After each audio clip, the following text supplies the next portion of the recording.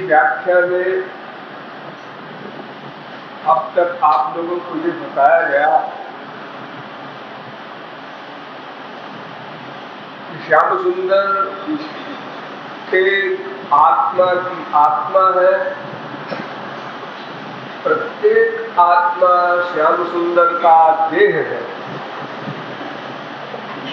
और जैसे आपका यह प्राकृत देह आपकी ही अर्थात आत्मा की ही सर्विस करता है, प्रतिक्षण आत्मा को सुख देने के लिए ही संकल्प से लेकर क्रियाएं तक करता है, उसी प्रकार श्याम सुंदर का देह अर्थात आत्मा भी श्याम सुंदर का नित्य किंकर है। किंतु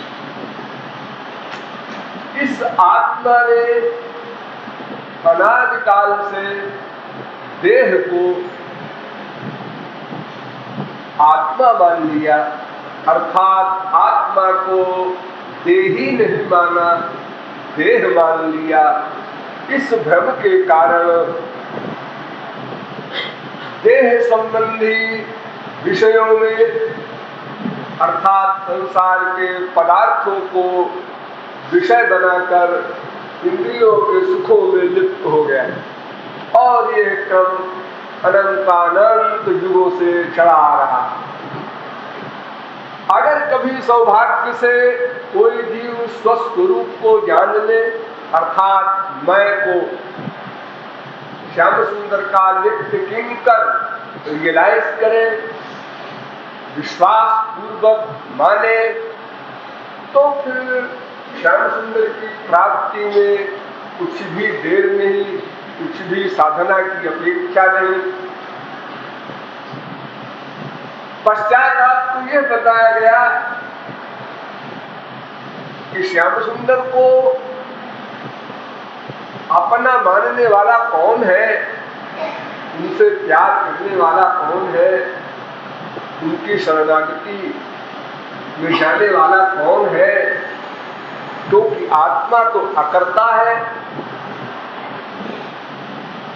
और देहेंद्रिय का वर्क नहीं माना जाता। हमारे संसार में भी ईश्वर के यहाँ कैसे माना जाएगा? अगर हमारे संसार में भी कोर्ट में सिद्ध हो जाए कि अमुक अपराध करने की मंशा नहीं थी, किंतु एक्सीडेंटल हो गया अपराध, तो कोर्ट उस मुलजिम को दंड नहीं देती। हम कार चला रहे थे, ठीक साइड से थे, ठीक स्पीड थी, ब्रेक ठीक था, अब एक आदमी रॉन्ग साइड में आकर जबरदस्ती मेरी कार के आगे गिर पड़ा, मर गया, मैं क्या करूं? ठीक है, मेरी कार से चल के मरा है तो ठीक है, लेकिन मेरी मारने की मंशा नहीं थी। उसने मुझे छुरा मारा, मैंने एक घूसा मारा उसके पेट में, एक घूसे में वो गिर गया, मर गया। मेरी मार डालने की मंशा नहीं थी, मैंने डिफेंस में एक घूसा मारा था, लेकिन वो ऐसी जगह जाकर लगा कि एक घूसे में मर गया। तो एक दफा 302 नहीं चलती, यानी दुनियावी गवर्नमेंट में भी अपराध की परिभाषा है मंशा, और ईश्वर के यहाँ तो वही है 10%। इंद्रियों का वर्ग तो आज लिखा ही नहीं जाता।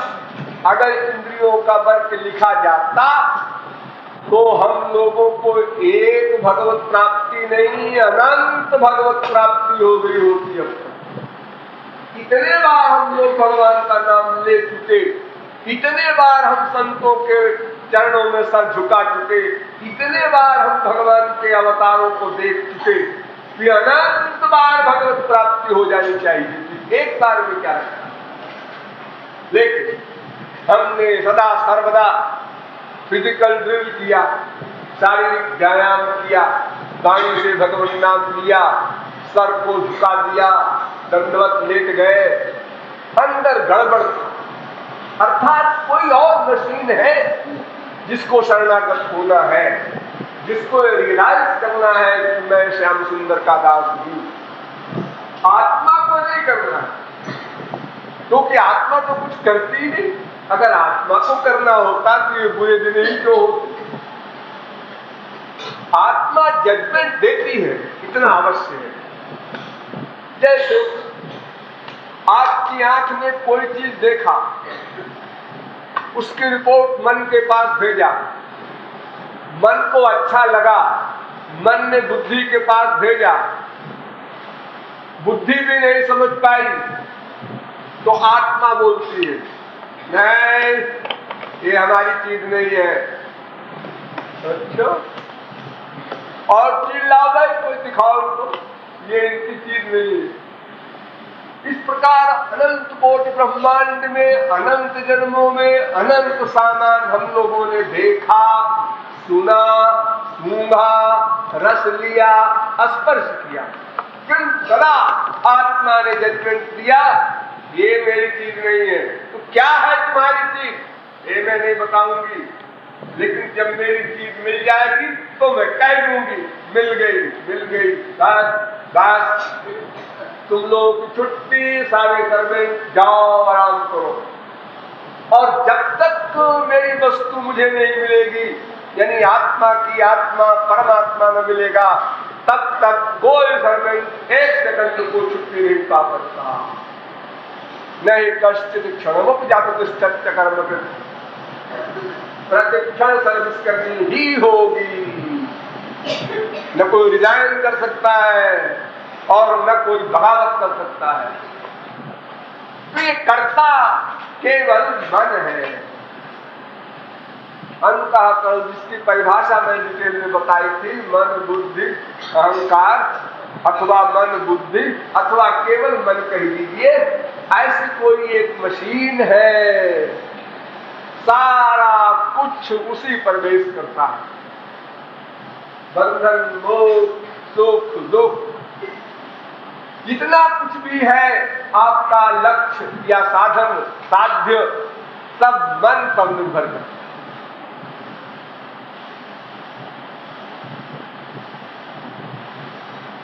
ये मन बड़ा विलक्षण है। जब तक आप 3 शरीरों को न लाग जाएंगे, ये मन आपका पीछा नहीं छोड़ेगा। आप लोगों ने सुना होगा 3 शरीर होते हैं, स्थूल शरीर, सूक्ष्म शरीर, कारण शरीर। ये 3 बंधन है प्रत्येक जीव के साथ। जो 3 शरीर से परे चला गया वो आनंदमय हो गया, मुक्त हो गया। 3 शब्दों में कह दीजिए।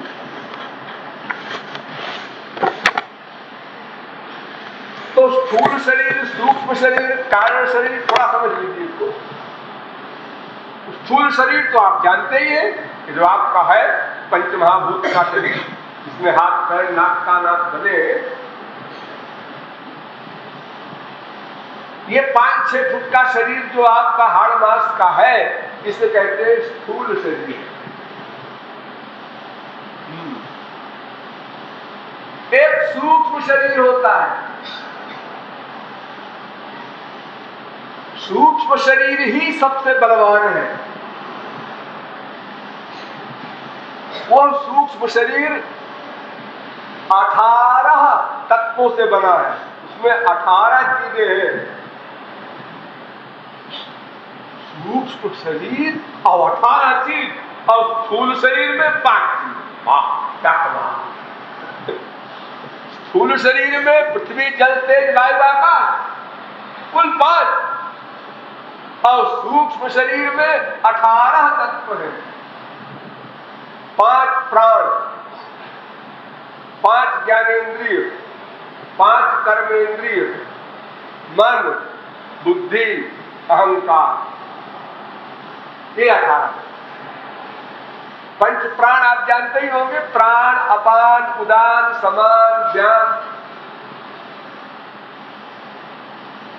और पंच ज्ञानेंद्रिय भी आप जानते हैं, आंख, कान, नासिका आदि। और पंच कर्मेंद्रिय भी आप जानते हैं, हाथ पैर वगैरह। और एक मन, एक बुद्धि, एक अहंकार, 3 ये। तो 5, 5, 10, 5, 15 और 3 ये 18 तत्वों का बना है सूक्ष्म शरीर। और आपको मालूम होना चाहिए कि ये सूक्ष्म शरीर मरने के बाद भी साथ जाएगा, पीछा नहीं छोड़ेगा। आप चाहे कुत्ते, बिल्ली, गधे की योनियों में जाए, चाहे स्वर्ग में इंद्र बनकर जाए, आप जहां जहां जाएंगे ये 18 तत्वों से बना सूक्ष्म शरीर आपकी आत्मा के साथ संबद्ध होगा। और ये तब तक संबद्ध रहेगा जब तक इस सूक्ष्म शरीर से आप परे न चले जाए। अर्थात या तो ज्ञान मार्ग के द्वारा इनकी भस्म कर दीजिए, या तो भक्ति योग के द्वारा इनको दिव्य कर दीजिए। वरना ये ऐसी बीमारी है जो मरने के बाद भी पीछा नहीं छोड़ती। आप लोगों का जब मन परेशान होता है संसार में कभी, तो आप लोग कहते हैं मर जा, छुट्टी मिले। ये छुट्टी उट्टी नहीं मिलेगी, क्योंकि आप तो परेशान है सूक्ष्म शरीर से, और वो तो आपके साथ जाएगा। छुट्टी कहां मिलेगी? स्थूल शरीर ने बेचारे ने क्या बिगाड़ा है? परेशानी तो आपको भीतर से हो रही है, मन से हो रही है। सुख दुख की फीलिंग मन को होती है। तो मन जो दुखी है आपका, उसी के कारण आप कहते हैं मर जाए तो अच्छा, शरीर छोड़ दे तो अच्छा। तो शरीर छोड़ दो, इससे क्या फर्क पड़ता है? दूसरा शरीर मिलेगा, फिर वहां वही बीमारी होगी, क्योंकि वही मन है, वही ज्ञानेंद्रियां हैं, वही बुद्धि है, सब चीजें वही रहेंगी। ये हुआ सूक्ष्म शरीर। और एक होता है इसके आगे कारण शरीर। कारण शरीर को समझना बड़ा कठिन है वैसे आप लोगों को, मोटे तौर पर समझ लीजिए। वासनात्मक शरीर, जिसमें वासना मात्र हो, सब ख्वाहिशों का केंद्र है वो। जैसे बीज होता है तो बीज में डाल भी है, पत्ता भी है, फल भी है, फूल भी है, सब कुछ है बीज में। लेकिन बीज को देखने पर आप क्या कहेंगे? इसमें डाल है कितनी बड़ी डाल है जी? मेरे डाल में 100 फुट लंबी, 50 डाले। वाह वाह वाह, क्या बढ़िया होता। छोटा सा तो बीज है, इसमें 100 फुट लंबी 50 डाले। वाह, क्या काबिलियत की बात आपने भी कही, गीला है आपका। अजी मिट्टी में डालकर देख लो, आप कंगन को आपकी को जो मिट्टी में डाला उसका पेड़ बना तो वो इतना बड़ा पेड़ तैयार हो गया, देवदारू का, शीशम का, आम का, किसी चीज का। ये बीज में सारी चीजें भरी थी तभी तो निकली, केवल मिट्टी से नहीं निकलती। मिट्टी तो एक हेल्पर है, एक साधन है, किंतु मेन वस्तु है बीज। तो उसी प्रकार ये बीज रूप है कारण शरीर, वासनात्मक। ये तीन शरीर हमारे लिए परेशानी के वाहिद बने हुए हैं। इन तीनों से परे जो हो जाए, बस वो निर्ग्रंथ हो जाए, माने ग्रंथि रहित आनंदमय हो जाए। एक आनंद ऐसा होता है कि वो भी खतरनाक होता है, समझे रहिएगा। एक आनंद भी खतरनाक होता है, उसको आनंद में कोष कहते हैं। वो अभी मिला नहीं आप लोगों को, बहुत ऊंची चीज है, लेकिन जब कभी मिलेगा तो सावधान रहिएगा, नहीं आनंद में कोष के चक्कर में पड़ जाए। 5 कोष होते हैं। अन्नमय कोष पहला, उससे आगे जाओगे तो प्राणमय कोष दूसरा, उसके आगे जाओगे तो मनोमय कोष तीसरा, उसके आगे जाओगे तो विज्ञानमय कोष चौथा, और सबके आगे जब पहुंच जाओगे तो आनंदमय कोष पांचवा। उसको भी लाभोगे तब परमानंद मिलेगा। अभी तो अन्नमय कोष में ही विचरण हो रहा है, अभी तो इसी एरिया में है। थोड़ा समझ लीजिए पंचकोशों को। एक स्थूल शरीर है आपका, हाँ, ये स्थूल शरीर जो आप लिए घूम रहे हैं, ये कहलाता है अन्नमय कोष। यानी अन्न आप खाते हैं तो ये शरीर चल रहा है, अन्न खाना बंद कर देंगे, शरीर की क्रिया बंद हो जाए। ये शरीर इस प्रकार का बनाया गया है कि इसमें विटामिन प्रोटीन सब चीज ठीक जाए तो शरीर चलेगा। आप नहीं देंगे, जो चीज नहीं देंगे वो चिल्ल कोई करेगी, पुकारेगी। हमको नहीं दिया आप लोगों ने, इसलिए हम नुकसान करेंगे शरीर का, तो आप बीमार होंगे। और कोई चीज नहीं देंगे जो आवश्यक है तो शरीर समाप्त हो जाएगा, नेचुरल। तो ये अन्नमय कोष है। इसीलिए मैंने एक दिन आपको बताया था ना, अन्न का प्रभाव पड़ता है मन के ऊपर। जब तक अन्नमय कोष को आप लांघ नहीं जाएंगे तब तक आपको खाने पीने में भी परहेज करना चाहिए। तामसी खाना न खाइए, राजसिक न खाइए, मिर्च मसाले दुनिया भर के जो शौक बढ़ा के खराब करके खाते हैं, इससे मन बिगड़ता है, तमोगुणी बनता है, रजोगुणी बनता है, और उसका कुप्रभाव ईश्वरीय साधना पर पड़ता है। इसके आगे और चलिए, दूसरा है प्राणमय कोष। प्राणमय कोष में 5 प्राण है, 5 कर्मेंद्रिय है। 5 प्राण, 5 कर्मेंद्रिय, इनके मिक्सचर का बनता है प्राणमय कोष। और 5 ज्ञानेंद्रिय, 1 मन, इनके मिक्सचर का बनता है मनोमय कोष। और 5 ज्ञानेंद्रिय, 1 बुद्धि, इसका बनता है विज्ञानमय कोष। और आनंदमय कोष, ये कारण शरीर, ये सबसे सूक्ष्म है। छोटा मोटा आइडिया आपको लग जाता होगा जब आप गहरी नींद में सोते हैं, तो उस समय न इंद्रियों का कोई वक्त आप महसूस करते हैं, न मन का, न बुद्धि का। ऐसी एक अवस्था को समझ लीजिए, एक कारण शरीर की अवस्था है। उसको भी जो लांघ जाए,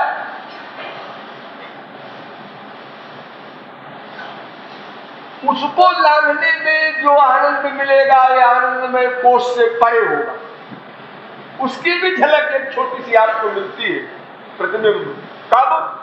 गहरी नींद में नहीं, जब आप जागृत अवस्था से और नींद में घुसते हैं, उस समय ध्यान दीजिए।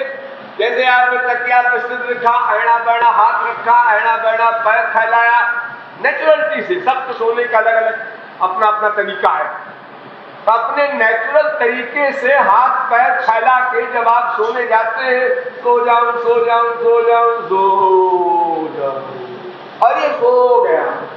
ये जो अंतिम क्षण है जागृत से स्वप्न में घुसने का, ये तुरीय अवस्था का एक आभास समझिए, एक झलक है। यानी उस समय आपको संसार का सबसे बड़ा आनंद मिलता है जब आप नींद में घुसते हैं। ये नंबर 1 का आनंद है। और जब घुस गए और सपने नहीं देखते, तो ये नंबर 2 का सुख है।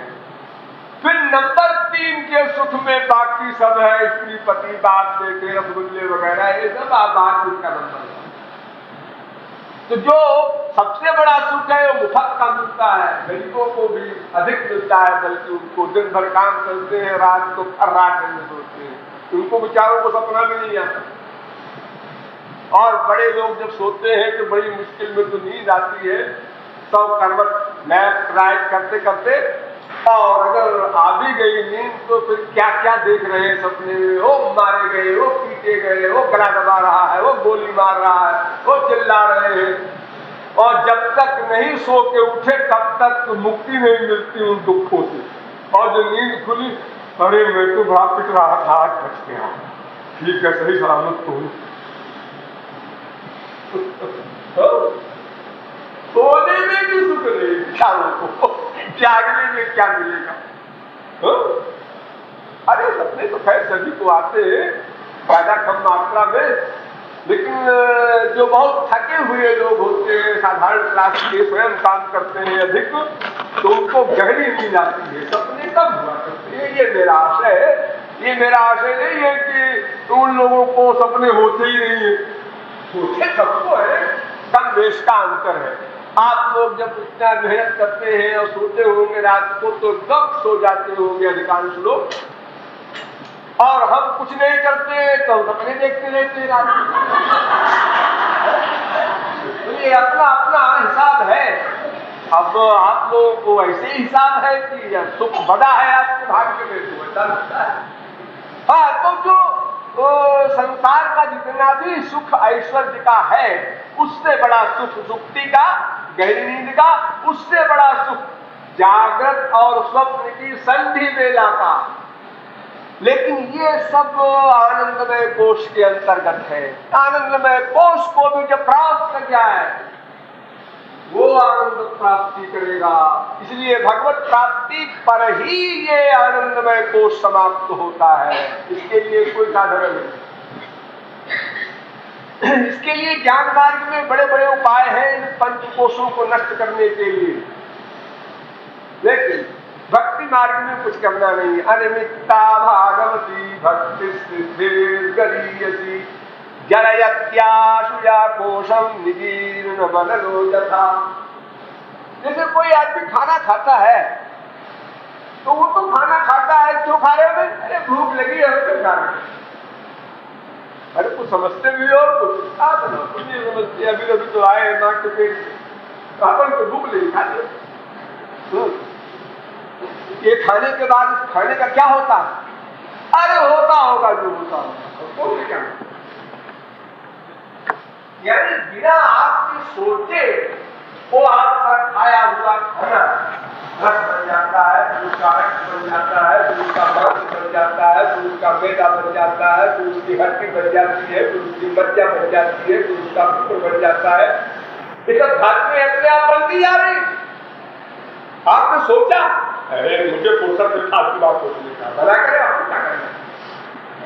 आज यूज तो कर रहे हैं धातुओं का, हाँ वो तो कर रहे हैं, छोटे से थे बड़े हो गए, हड्डियां बड़ी बड़ी हो गई, मांसल हो गए, सब बातें हो गई, लेकिन सारी नहीं पड़े नहीं तो अपने आप हो जाता है बिना जाने भी, अपने आप हो जाता है। तो उसी प्रकार श्याम सुंदर के वियोग की अग्नि में ये पांचों कोष अपने आप भस्म हो जाते हैं। इसके लिए सोचना भी नहीं पड़ता उस भक्ति मार्ग वाले को कि भाई देव तो भगवान से हो गया, लेकिन वो एक पंचकोश दुश्मन है, उसके लिए क्या करें? उसके लिए कुछ नहीं करना, तुमको अपने आप समाप्त हो जाए, कोई प्रयत्न नहीं करना। बात ये आनंदमय कोष से भी परे वो आनंद है, इसलिए मैं इशारा कर रहा हूं कि कहीं आप विज्ञानमय कोष को लंघ जाए और आनंदमय कोष के एरिया में पहुंच जाए तो वहां बड़ा आनंद मिलेगा, ठीक है, लेकिन वो डेंजर का अंतिम पॉइंट है, होशियार रहना। अगर किसी का गुरु परिपूर्ण न हो, अधूरा गुरु हो, इससे बड़ा और होता क्या होगा? जैसे हमारे प्रचारक लोग जब बाहर स्पीच देते हैं तो इनके लेक्चर्स को जो लोग सुनते हैं वो कहते हैं इनसे अच्छा कैसे इनके गुरुजी बोलेंगे। अरे माना तो वो भी अच्छा बोलते होंगे, लेकिन इनसे अच्छा क्या बोलेंगे, या कोई भी क्या बोलेगा विश्व में?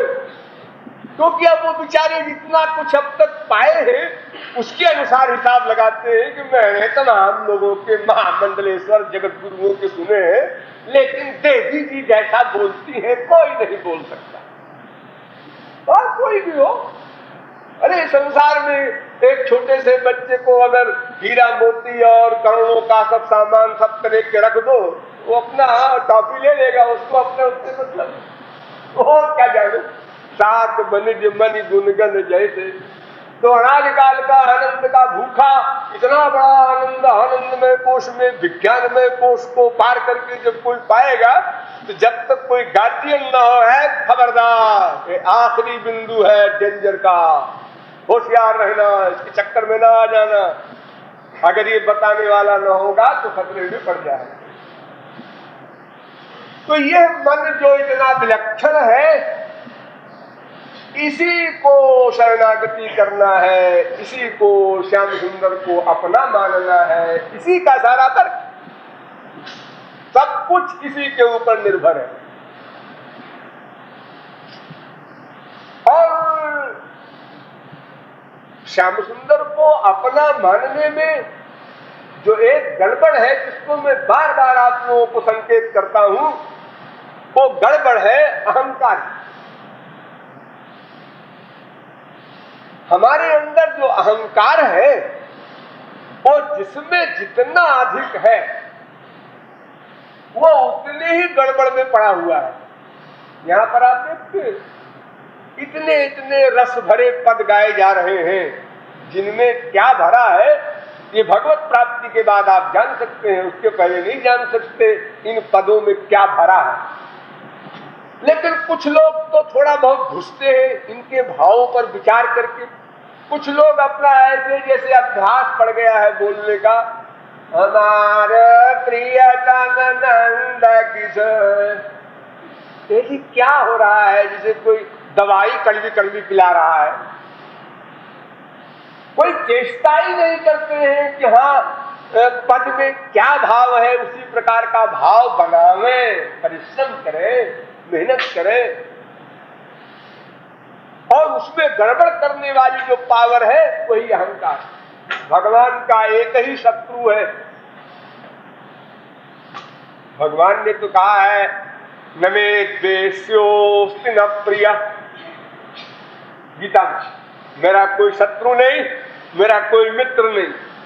अरे ये तो बेवकूफों के लिए कहा बेवकूफ बनाने के लिए बोल दिया भगवान ने कि मेरा कोई शत्रु नहीं, मेरा कोई मित्र नहीं। न मे द्वेष्योऽस्ति न प्रिय, लेकिन है वो कौन है?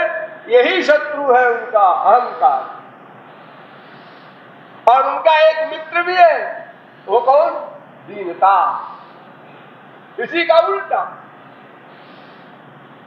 भगवान को मुट्ठी में कर लो दीनता ला करके, और भगवान हृदय में आए हो तो भाग जाए अहंकार को बुलाकर।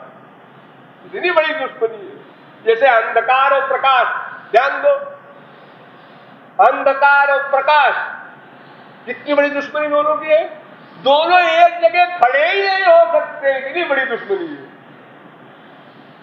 जहां प्रकाश रहेगा अंधकार आ ही नहीं सकता, कोई सूरत नहीं है, और अगर अंधकार है तो प्रकाश वहां नहीं है। एक चीज है, एक नहीं है, इतनी बड़ी दुश्मनी है। इसीलिए नारद जी ने अपने भक्त सूत्र में कहा, ईश्वरस्याभिमान द्वेषित्वा दैन्य प्रियत्वाच्च। अभिमान से भगवान का द्वेष है और दैन्य प्रियत्वाच्च, दीनता से उनका प्यार है।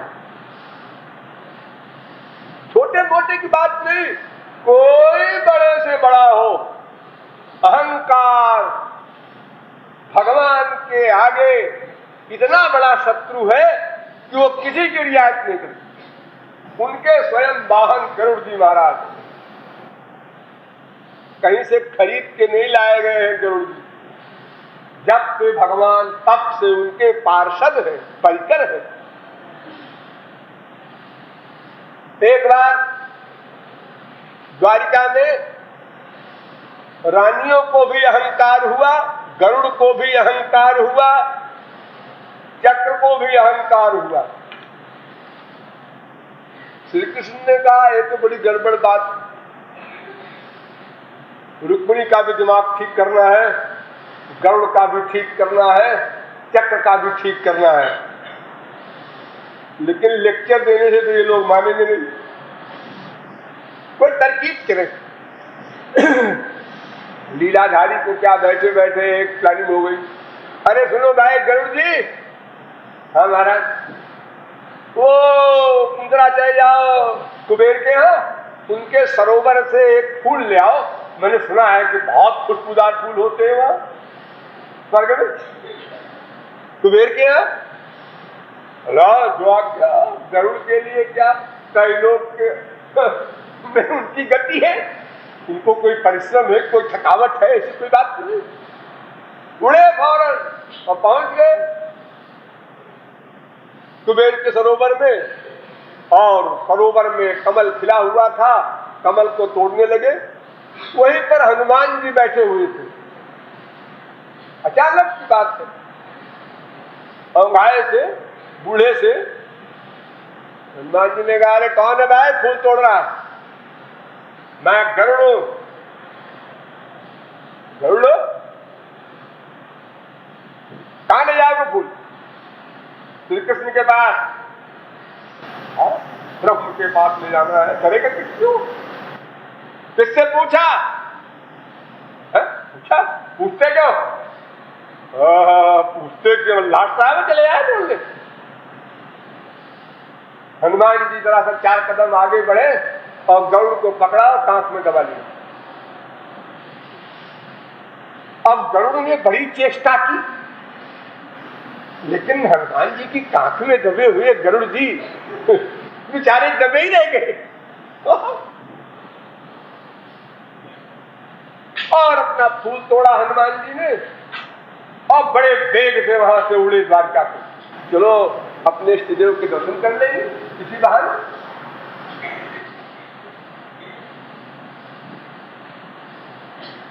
जब द्वारिका के पास पहुंचे तो इतने वेग से जा रहे थे कि सुदर्शन चक्र द्वारिकापुरी की रक्षा में रहता था, चारों ओर चलता रहता था। जैसे आप लोगों ने कभी देखा हो, हवाई अड्डे पर एक लाइट चलती रहती है ना, हवाई जहाज को, ऊपर के हवाई जहाजों को देखने के लिए ऐसे चक्र चला करता था द्वारिका के चारों ओर। कोई खतरा हो पहले ही काट दे, द्वारिका में घुसते न पावे कोई शत्रु। तो चक्र ने देखा कि इतना विराट भयानक वेग वाला है, कौन आ रहा है? चक्र खड़ा हुआ, हनुमान जी ने पकड़ा, दूसरी कांख में डाल दिया और ठाक चले गए। सीधे पहुंचे श्री कृष्ण के महल में। ये भी नहीं कहीं द्वारपाल से पूछो, कोई परमिशन लो, राजा का मामला है, वहां तो जगह जगह पहरा है जी, किससे पूछना पाछना। जब गरुड़ को कांख में दबा सकता है, चक्र को कांख में दबा सकता है, तो कौन सा गेट कीपर भला बताओ उसके सामने खड़ा हो। श्री कृष्ण के पास पहुंच गए तो श्री कृष्ण ने कहा कि इनके पहुंचने के पहले श्री कृष्ण ने रुक्मिणी से कहा, सुनो भाई, ऐसा है कि वो हनुमान जी आ रहे हैं बड़ी तेजी के साथ, गुस्से में हनुमान जी आ रहे हैं। क्यों? अरे क्यों, वो मत पूछो, जल्दी करो। क्या कहें? तुम सीता बन जाओ, हम राम बन जाए। नहीं तो तुम्हारी द्वारिका वारिका सब वो उजाड़ के रख देगा 1 सेकंड में। अरे रावण की लंका उजाड़ दिया तो उसके लिए कुछ असंभव नहीं है, गुस्से में आ रहा है। लो, मैं तो राम बन गए। हाँ, डर के मारे राम बन गए। लेकिन सीता कौन बने? रुक्मिणी की तो हिम्मत नहीं पड़ी सीता बनने की। उन्होंने कहा, महाराज वो सीता का क्या होगा, कैसा होगा? उन्होंने कहा, तुम लोग प्रार्थना करो राधा से, वो इमीडिएटली आ जाएंगी, सीता बन जाएगी, वरना द्वारिका नहीं बचेगी, तुम हम कोई नहीं बचोगे। तो रुक्मिणी ने ध्यान किया राधा का, महारानी कृपा करो, हम लोगों की जान खतरे में है। तो किशोरी जी अपना सीता का रूप धारण करके पहुंच गई। हनुमान जी जब गुस्से में पहुंचे, वहां देखा सीताराम बैठे महाराज। तो श्री कृष्ण ने कहा, अरे ये कांख में क्या तुम लिए हो, दोनों कांखों में? कुछ नहीं महाराज, बैठे थे वहां कुबेर के बगीचे में, एक खिलौना है, ऐसे चिड़िया है, एक चपर चपर कर रहा था तो हमने इसको रख लिया। चलता कर रहा था, बदतमीजी कर रहा था तो हमने कांख रख लिया। और महाराज आपकी ये पुरी के पास जब आए तो एक कोई चमकदार चील लट्टू घूम रहा था, इसको भी रख लिया एक कांख। श्री कृष्ण ने कहा, छोड़ दो इसको, बेचारे पक्षी है, ये खिलौना है किसी का, क्या करोगे तुम लेके? हमको कोई जरूरत नहीं, जाओ बस। एक नाटक से सबका अहंकार समाप्त हो गया, वो रुक्मिणी का भी और गरुड़ का भी, चक्र का भी। कोई हो, किसी के लिए भी आए, उनका सखा हो, चाहे स्त्री हो, चाहे उनका कोई बाप बना हो, इससे मतलब नहीं है। अभिमान जिसके अंदर आया, बस। एक बार ऐसे अर्जुन को अहंकार आया कि मैं भी कुछ हूं, ये मेरे घोड़े को साफ करते हैं, घोड़े को धोते हैं, घोड़े की मरहम पट्टी करते हैं, मेरे रथ को हाँकते हैं ठाकुर जी। और श्री कृष्ण इतना सम्मान करते हैं कि अपनी बहन दे दिया हमको, सुभद्रा से मेरा ब्याह कर दिया, बहनोई बना लिया अर्जुन को। तो अर्जुन बड़े दिमाग में, बड़े सातवें आसमान पर, गांडी उधारी वैसे ही है। और फिर श्री कृष्ण का इतना लाड़ प्यार दुलार सम्मान पाया, ओ सातवें आसमान पर पहुंच गया। भगवान ने कहा तो गड़बड़ हो गया, अब तो इस घोड़े को चिराना पड़ेगा, ऑपरेशन कराना पड़ेगा, सीधे नहीं टेढ़े, क्योंकि खतरा है, तो खतरा आगे बढ़ सकता है। तो जंगल में गए ऐसे ही घूमने, तो वहां देखा कि एक आदमी बाएं हाथ में तलवार लिए है और दाहिने हाथ से सूखे पत्ते खा रहा है। जंगल में जो पेड़ों के पत्ते गिर जाते हैं और सूख जाते हैं, सूखे पत्ते भी गिरते हैं, उन पत्तों को खा रहा है। तो अर्जुन ने कहा श्री कृष्ण ने कि ये आदमी कैसा पागल है, सूखा पत्ता खा रहा है। तो श्री कृष्ण ने कहा शराबी लगता है। अर्जुन ने कहा जरा मैं पूछूंगा, इसको बात करूंगा, शराबी हो कोई हो तो डर पड़ा है क्या? अर्जुन गए, उन्होंने कहा अरे भाई आप ये सूखा पत्ता खा रहे हैं, बात दिक्कत करता है, इससे मतलब क्या? अपने हिसाब से पकड़। अरे बाबा भले आदमी, तमाम हरे पत्ते लगे हैं, जंगल है, क्यों सूखे पत्ते खा रहा है? मैंने कहा था कि बकर बकर न कर।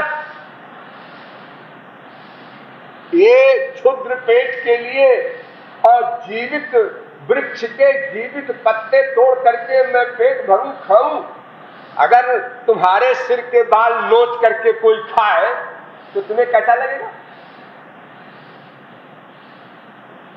अर्जुन ने कहा है तो शराबी नहीं लगता, बड़े काबिलियत की बात कर रहा है। लेकिन क्रैक लोग भी कभी कभी बड़ी काबिलियत की बात कर जाते हैं। तो उन्होंने कहा अच्छा ये बताओ कि ये तलवार बाएं हाथ में क्यों लिए हो? तो उस बूढ़े ने कहा देखो जी, तमाम बहस करने हमसे तुम क्यों आए हो? हमारा टाइम क्यों खराब करते हो? हम अपने काम से हैं, हमारे काम में क्यों तुम बाधक बन रहे हो? नहीं महाराज, बताना पड़ेगा। बाएं हाथ में तलवार, बाबा जी लगते नहीं हो। बाबा जी होते तो बाएं हाथ में तलवार सावधानी से ले रहा है, पत्ते खाए जा रहा है। क्या मतलब है? क्या राज है इसका? हाँ, इसका राज ये है कि तुम कुछ काम कर सकते हो मेरा? तुम कौन हो? मैं धनुर्धारी हूं, बहुत बड़ा बहादुर हूं धनुष बाण चलाने में। अच्छा, तो हमारा एक काम कर दोगे? हाँ। ऐसा है कि 3 आदमियों को मारना है। अर्जुन ने कहा अरे मैं करोड़ों को मार दूं 1 सेकंड में। कौन कौन है महाराज? एक तो भृगु है, भृगु ऋषि। भृगु का नाम सुनते ही चौंके अर्जुन। भृगु इतने बड़े महात्मा, उनको मारने की बात कर रहा है। फिर ब्राह्मण ब्रह्म हत्या कराएंगे उससे। महाराज काहे को भृगु को मारना चाहते हैं आप? वो भृगु का बच्चा, उसने हमारे श्याम सुंदर के वक्षस्थल में बिना कारण बिना अपराध के लात मारा। वो सो रहे थे, अब आया, आकर के एक लात मारा छाती के ऊपर। महाराज ये तो हमसे नहीं होगा, ब्राह्मण, मैं क्षत्रिय हूं, ब्राह्मण का पद कैसे करूंगा? अच्छा, तो क्या बक करता था कि मैं सब कुछ कर सकता हूं। अच्छा, एक स्त्री है द्रौपदी, उसने जूठे शाक खिलाए, बटलोई में बचा था उसको खिलाया। महाराज ये कैसे कहे कि मेरी ही श्रीमती है? अर्जुन कहता है महाराज स्त्री की हत्या भी बहुत बुरी बात है।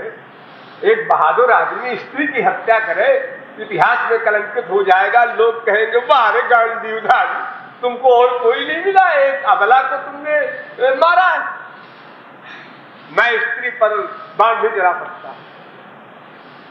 तो फिर इसके बाद एक और बचा, उसको तो मार सकेगा? वो स्त्री तो नहीं है, नहीं ब्राह्मण तो नहीं है, नहीं, हाँ तो उसको मार सकता हूं। नहीं, वो तीसरा कौन है? उन्होंने कहा अर्जुन। अर्जुन कहा मरे। अरे ये हम को मारना चाहता है, और अगर हम बता दें कि मैं ही अर्जुन हूं तो वाकई समाप्त कर देगा। क्या चुका है? ये क्या पावर है इसमें पता नहीं। तो बड़ा विलक्षण आदमी लग रहा है। और इसी मुनियों के लिए, तपस्वियों के लिए कुछ इम्पॉसिबल थोड़ा ही। उन्होंने कहा अर्जुन ने क्या बिगाड़ा महाराज आपका? वो घोड़े हकवाता है और वो तमाम गंदे काम करवाता है हमारे प्राण वल्लभ श्याम सुंदर से, उसके ऊपर में बहुत गुस्सा है।